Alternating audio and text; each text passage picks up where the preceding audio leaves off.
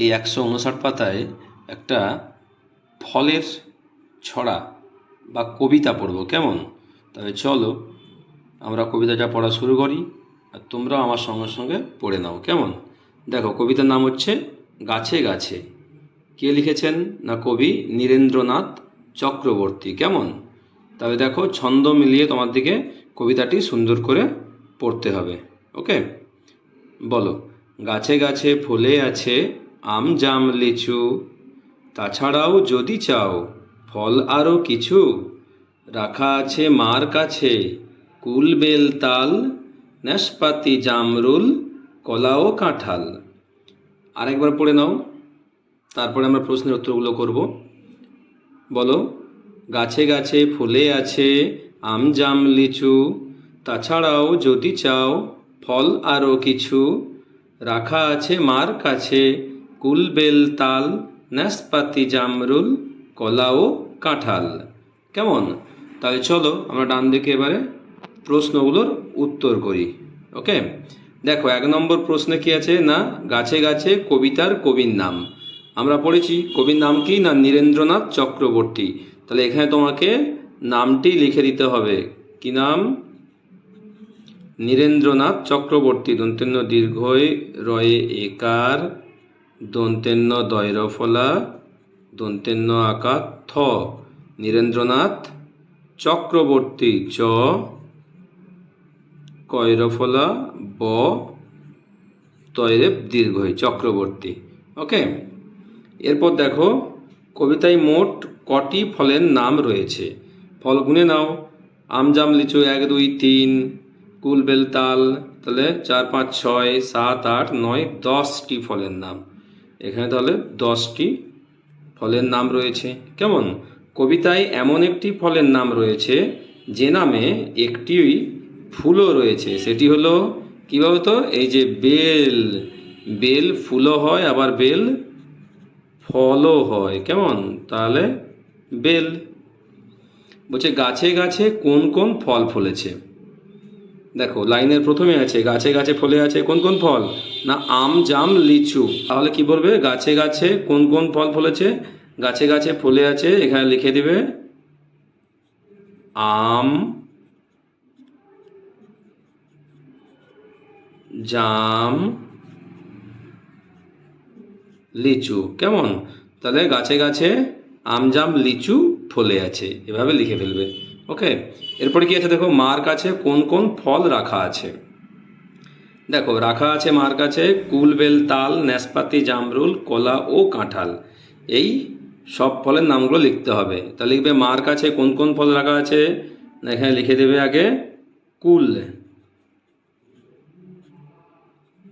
কুল কমা দিয়ে বেল তাল, তারপর নাশপাতি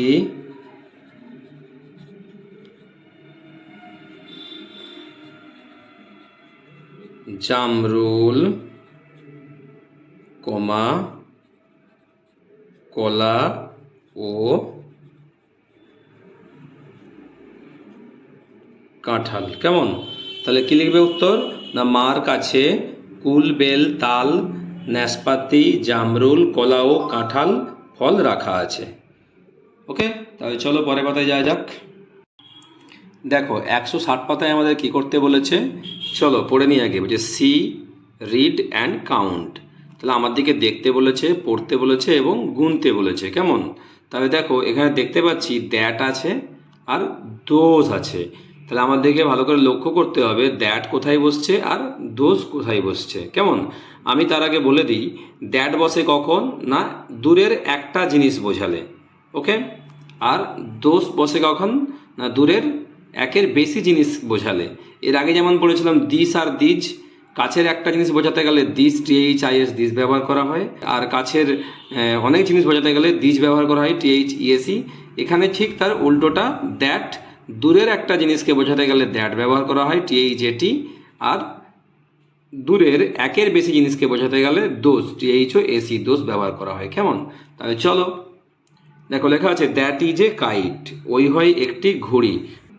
ডান দিকে দেখো দুটো ঘুড়ি আছে, তাহলে দোজ, THOAC, দোজ মানে ওইগুলি, তাই তো। দোজ আর 2 kites, ওইগুলি হয় দুটো ঘুড়ি বা ওই হয় দুটো ঘুড়ি, কেমন। তারপর দেখো দ্যাট ইজ এ র্যাট, ওই হয় একটি ইঁদুর। 1 2 3, তিনটে ইঁদুর আছে, তাহলে দোজ আর 3 rats, আর এটি এস যোগ হয়ে গেল, যাতে বলেছিলাম সিঙ্গুলার প্লুরাল নাম্বার। ওকে, দেখো এখানে একটা গাছ আছে, দ্যাট ইজ এ ট্রি, ওই হয় একটি গাছ। 1 2 3 4, চারটে গাছ আছে, দোজ আর 4 trees, তাহলে ওই হয় চারটে গাছ। এখানে দেখো একটা আছে শূকর, দ্যাট ইজ এ পিগ, ওই হয় একটি শূকরছানা বা শূকর। দোজ আর 5 pigs, 5টা শূকরছানা আছে, তাহলে দোজ আর 5 pigs, ওই হয় 5টা শূকরছানা, কেমন। এখানে আবার বলছে রিড এগেন, আবার পড়ো। দেখো পাখি কটা আছে, দুটো, তাহলে এখানে দুটো পাখি থাকলে কি বসবে, দ্যাট না দোজ, দোজ বসবে, কেমন, কেন একের বেশি বোঝাচ্ছে, তাহলে দোজ আর 2 birds, ওই হয় দুটো পাখি, কেমন। এখানে 1 2 তিনটে বাঘ আছে, তাহলে দোজ আর 3 tigers, ওই হয় তিনটে বাঘ, কেমন। তারপর দেখো হাতি কটা আছে, 1 2 3 4, তবে চারটা আছে, কি হবে, দোজ আর 4 elephants, ওই হয় চারটে হাতি, কেমন। এরপরে কি আছে দেখো, 1 2 3 4, 5টা নৌকা আছে, তাই তো।